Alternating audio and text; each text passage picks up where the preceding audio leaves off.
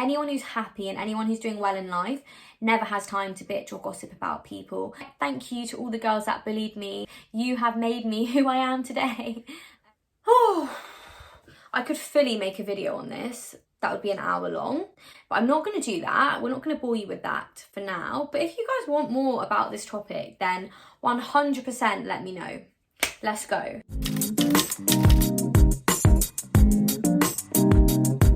Apparently some of you think I'm a bit wise and you keep messaging me to give you advice on kind of friendships, toxicity, relationships. And again, I've said it before, I'm 25 years old.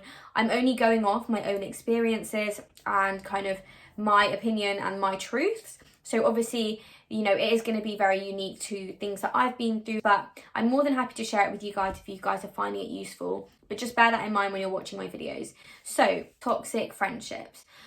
As I've said, this is unfortunately something that I could definitely talk about for a really long time, and that's because I have experienced so many of them. I do have a video out on how to kind of recognise red flags when it comes to relationships, but I also think it's important to talk about red flags when it comes to female friendships because I think they can be slightly different. I'm obviously in no way like perfect, and there's obviously times where I've not been a good friend or I've made mistakes as well, so I'm not claiming to be like the world's most perfect individual. But one thing I do know is that I am always kind and I always do try and have people's best interests at heart. Sometimes I'm too kind and people definitely take advantage of that, and that's kind of something I want to talk about in today's videos. I've had many experiences with toxic friendships, especially female friendships, and for those of you who know me really well, you'll know that I have very mixed group of friends. I would say 50% of my friends are female and 50% of my friends are male, and I personally think that's how it should be, where guys and girls can be friends. But I definitely get assumptions made about me, and there are stigmas with girls who have guy friends.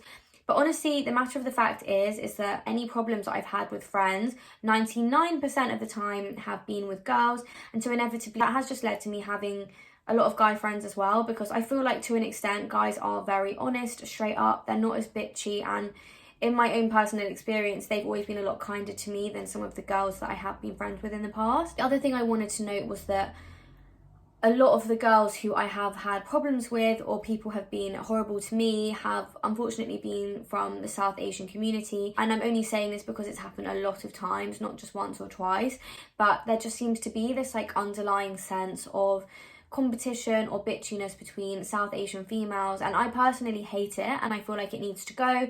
And I'm also really grateful for social media because I've connected with so many brown women and people of colour who are genuinely supportive and amazing friends now. But definitely growing up, a lot of the kind of bitchiness and cattiness came from brown girls, and I think that's really sad because we're minorities as it is. Like, we should really be sticking together and empowering each other. But a lot of the times when I've been brought down or even bullied to an extent, it's been from brown girls.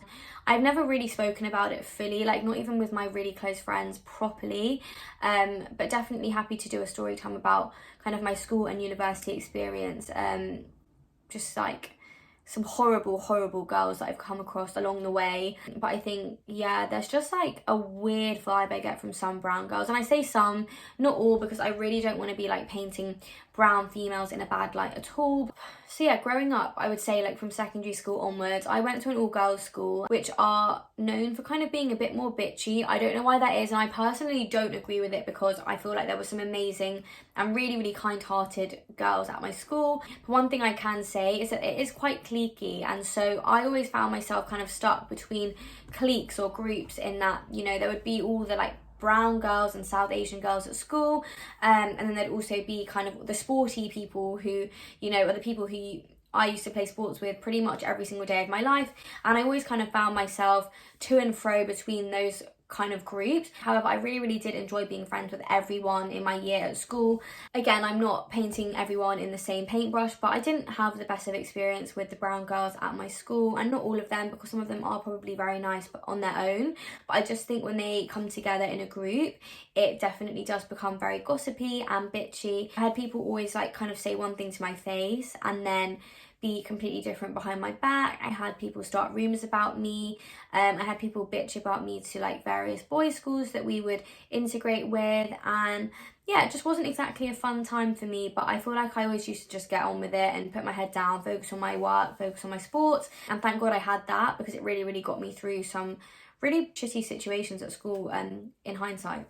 And then I had quite a similar experience at university. Again, it was a group of brown girls who I actually ended up living with in my second year. And 100% I definitely distanced myself from them, and I was spending a lot of time with other people because I just kind of saw a side to them that I didn't like. I just also felt really ostracised from that group, and it was just very awkward because I was living with them. There were just certain individuals in that group that were genuinely bullies, and I didn't feel comfortable even living in my flat at one point. I didn't even want to go to uni. I just didn't want to cross paths with them. I didn't want to see them. It was a really tough time for me at university for a few months, and I can do a separate story time on that whole experience if you guys want to know about it.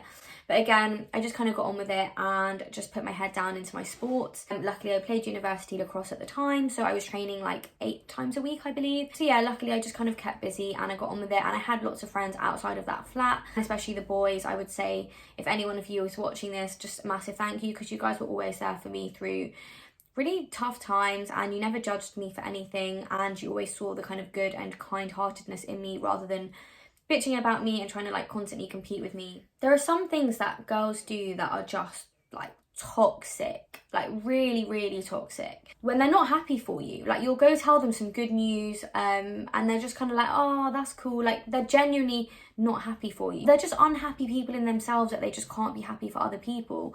So yeah, if they don't celebrate your successes like friends should, that's a massive red flag. Sometimes I used to feel like people used me. So whether it was like me paying for things, or because like I had my car at uni, I feel like people used to use me for lifts all the time. There was actually one point where the very flat that bullied me was going to be late for their exam. I wasn't sitting that module.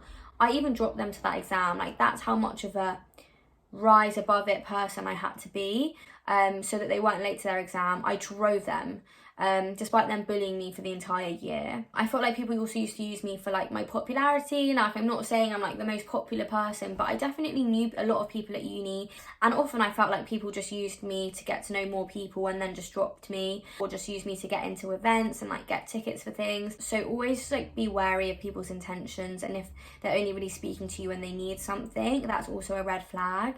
But yeah, those are the sorts of things I definitely experienced, and just know if you guys are experiencing any of those things, you're totally like not alone. And that's really made me like be very selective with people I'm friends with now, and have a much smaller group of friends. I think smaller groups of friends are definitely the way forward, because I feel like they're a lot more loyal. I also just don't have time to have loads and loads of different friends. Obviously when I was younger and I was at school and uni, you do just want like loads of friends and you want to be popular, and there's always a pressure to like maintain a social life.